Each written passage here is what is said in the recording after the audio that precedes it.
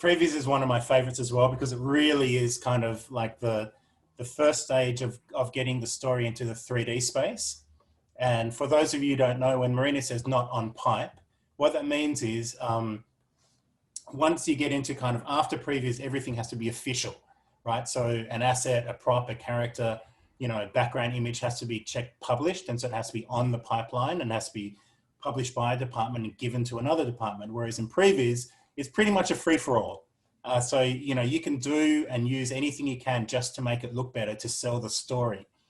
So it's really, again, it's another good kind of department for directors, people who like storytelling, and people who kind of like a bit of modeling, rigging, animation, you know, because there's a bit of everything, and you have to move fast because, you know, we'll previs and lens a sequence, show it to the director and go, that doesn't work, scrap it, start again.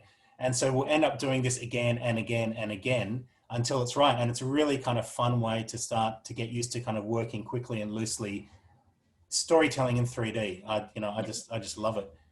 And there's some really cool companies out there now that are starting to do this, primarily just on their own. For those of you like kind of, you know, the Avengers movies, you might see, if you type in Avengers previs, you can see some pretty cool stuff for the latest kind of Marvel films that they've done. They put them online. Yeah, it's just, and previs is getting better and better all the time now, especially with Unreal too. So it's a whole conversation we can have about Unreal and previs. Yeah, I'm very excited about that. It's great. But yeah, what do you reckon, Mareena? Like, actually, you created the run cycles in previs, didn't you? Did you do that? So, I mean, they weren't really runs. No, they weren't really run cycles. I just literally just back and forth repeatedly, just had the legs just doing this pattern. Just so Right. it's like, it's because it's not supposed to be like proper animation. It's literally just like quick, just to show visually what it's supposed to look like. And then later on, you do the actual polish pass. Yeah.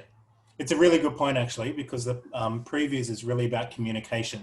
Yeah. And what you're trying to do at this point is communicate the intent of the story. So anyone can sit down and watch it and understand what's happening, you know, where the character is in frame, which direction they're going, kind of what they're looking at, what the purpose of the shot is. Because, you know, if it doesn't work in previews, then it won't work later on. So it's really about clarity, clear storytelling. Yeah. I will say, I remember in Spirit, we had a rock step.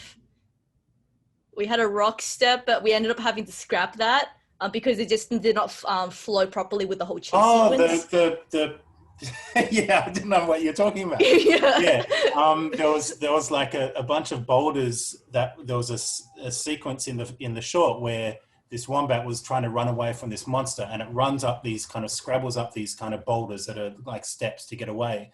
And you're right, we tried it sort of like 10 different ways and it just didn't make sense, couldn't work. So yeah, we cut it, and that happens a lot in previews, but that's all, you know, that's all part of the fun. What it means is that the best idea floats to the top.